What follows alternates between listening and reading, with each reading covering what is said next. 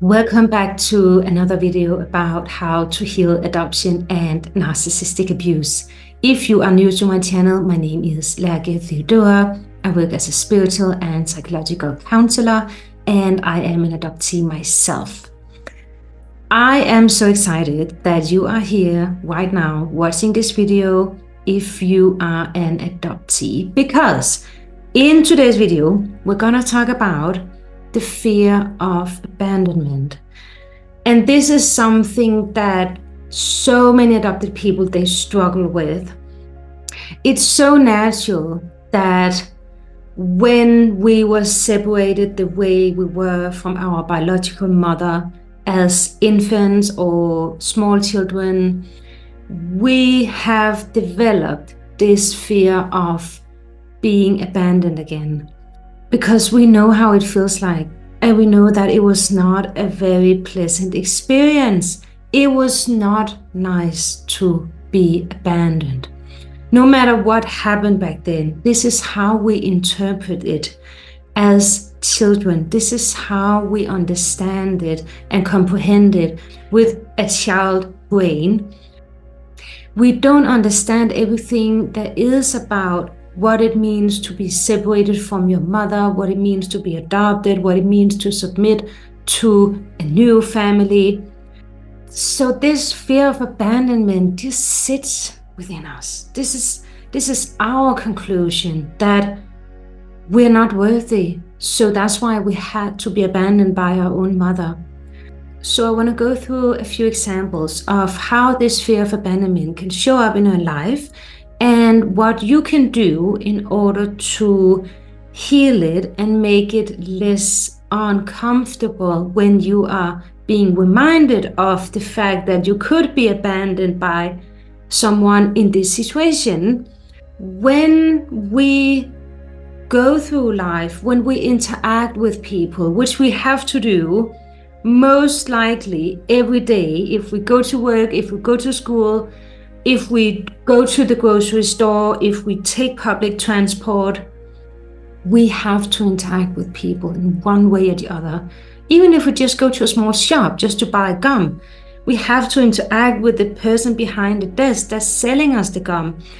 And what's so fascinating and devastating about being adopted is that so many adopted people, they get uncomfortable in these situations where they have to interact with other people. It doesn't matter if they have known them for years, their whole life, or if it's someone they're only going to meet one time. They will be reminded of the worst day of their life. Imagine if you go to an event, you have to say hello to people, and you don't know if you should give them a hug, or if you should shake hands, or if you shouldn't do anything with your body in order to say hello to them. If you should just look at them and say hello. What happens within us is that, imagine that you want to give someone a hug because you know that's what's expected from you, and that's what's most appropriate to do in that situation. But your body just can't go over there and open your arms to initiate that hug. You just can't. And this is because the fear of being rejected, and the other person doesn't even have to signal anything that will make you fear this rejection, so you won't approach them initiating a hug. This can simply just stem from your deepest fear of abandonment, your fear of being rejected by them. So imagine that they are standing with a very, very relaxed, open body language, and they're like smiling at you, they're looking into your eyes, and they're saying, "Hello, my name is Theodora, it's so lovely to meet you." And you just don't know if you should give them a hug. You just can't figure out whether it's worth the risk to initiate hugging them, or if it's better to stay over here, not risking the rejection that might never happen. But this is what we are analyzing in those kind of moments. We're analyzing what would be the best for my protection so I won't re-experience being rejected again, being abandoned by someone. My point with this example is to really narrow it down to the fact that every time we interact with someone, we are either being chosen or we are being rejected. We can also say we are being selected or we are not being selected. But for an adopted person, this is about being abandoned. And this is way deeper than it is for other people who did not experience being separated from their mother from the beginning. For non-adopted people, this might feel like a more lighter experience, a more lighter fear of not being selected. So they are like analyzing, well, if I give them a hug, there is a chance that I might not be selected, I might not be chosen by them. And I'm gonna be not selected, not chosen, but it's not going to hurt me. It's not a real threat to my existence, to my survival. But for many adopted people, this is an analysis of their survival, how they can protect themselves. It's about how can they make sure that they are not being abandoned again, because they want to do everything in the whole world to not go through that again. Their brain is highly wired from that experience when they were separated from their mother to now make sure that this is never going to happen again. They're not going to go through that pain again, that traumatic experience it was. So if you have been struggling in situations like this, my advice to you will be, if you are not sure whether you should initiate a hug or not, and you're standing in front of that person, take a deep breath and remind yourself that whatever you feel is okay. It is real to you because you have been through something very traumatic that is still unprocessed completely within you. So you can safely say to the other person, I want to give you a hug, but I'm not sure if you want that from me. I'd rather ask you, instead of just hugging you, if that would make you feel uncomfortable. Because then you are articulating that you don't want to make them feel comfortable. Because if this was the case, that they did not feel like hugging you, then you would experience the rejection, right? So you are actually mentalizing their state, which means you are having their mind on your mind, and then you are also inviting them to respond to you if it's okay that you give them a hug. Because none of you want to hug. If you don't want to hug, then there is no reason to hug. So I hope that advice can help you in future situations, because it can so easily get awkward and it can just feel so uncomfortable. And I have been in thousands of these situations, and I wish I knew how to handle them, because in the end, it actually caused a lot of anxiety inside of me, because I felt so wrong for having this fear, for being so afraid of being rejected and abandoned, until I realized this is my adoption trauma that is speaking to me. This is how the adoption trauma feels like. This is how it looks like. This is how it shows up in social interactions. And I need to be able to continue being social, meeting new people, creating new connections, without my adoption trauma is stopping me. The next example I want to talk about is when we as adopted people are in a romantic relationship. Let's say that you have a feeling that they might not be that into you, that you are to them, and then you decide it's better that I break up now instead of them breaking up with me, because that would hurt less if you can avoid being abandoned by this person. So maybe before you have even given them a fair chance of showing who they really are and improving maybe their behavior patterns, because they really want to work on the relationship with you, you decide too soon to just break up with them, because that will be less hurtful for you. So here we can see an example of a trauma response, because if you did not have this experience from being adopted, separated from your mom, you might have given them the benefit of the doubt. You might have given them a longer chance to improve their behaviors or patterns, and you might have not been so focused around the fact that you have to break up with them because you need to protect yourself.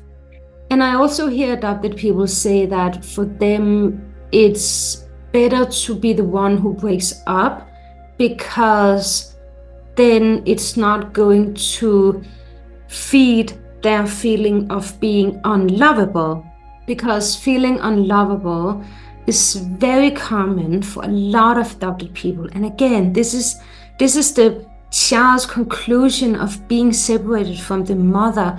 The child is concluding, it must be me. I am the issue. I am the defect child. I am the problem. I'm not good enough for my own mother. So that's why she gave me up for adoption. It's because we can't think of other solutions. We can't think of other scenarios. The only other scenarios we could think of would be that it was the world that was too unsafe for us. But that thought is unbearable. So we tend to choose the other solution, the other choice, which is that we are the problem. We are the ones who needs to be fixed. And that is good, because then there is hope, because we can work our ass off in order to try to fix ourselves. So we feel lovable, so we feel worthy of other people's love. I'm also talking about this in my upcoming book about how to navigate adulthood as an adoptee, because this is so crucial for our understanding of ourselves, that we understand when did these patterns, these thought patterns, these belief systems, when did they start in our head? So for a lot of adopted people, it started very, very early. It started the moment they were being separated from their biological mother. The last example I want to give you is when we are in a non-romantic relationship with a friend, where we actually don't know how to relax in their company. We don't know how to relax in the relationship, in the friendship, because we don't believe that we are good enough just by being us, just for existing, just for showing up for this person naturally. So we tend to overdo. We tend to show up too much. We tend to always offer our help. We tend to neglect our own needs in order to be there for the other person. And this can be something so simple as we were on our way to bed. We were extremely tired. We had to get up very, very early. And then our friend is texting us, asking us for how to spell mentalization.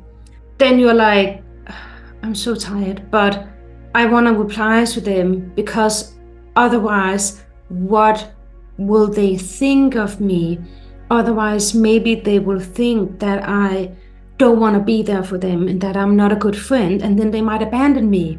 So you respond to them even though you have no energy and you are so tired and you are almost closing your eyes and falling asleep. So you are forcing yourself to stay up longer in order to reply to them because you want to make them happy and you want to fulfill their needs. And this sounds very much like people pleasing, because it is. And people pleasing can really, really stem from fear of abandonment that so many adopted people have experienced early in their life.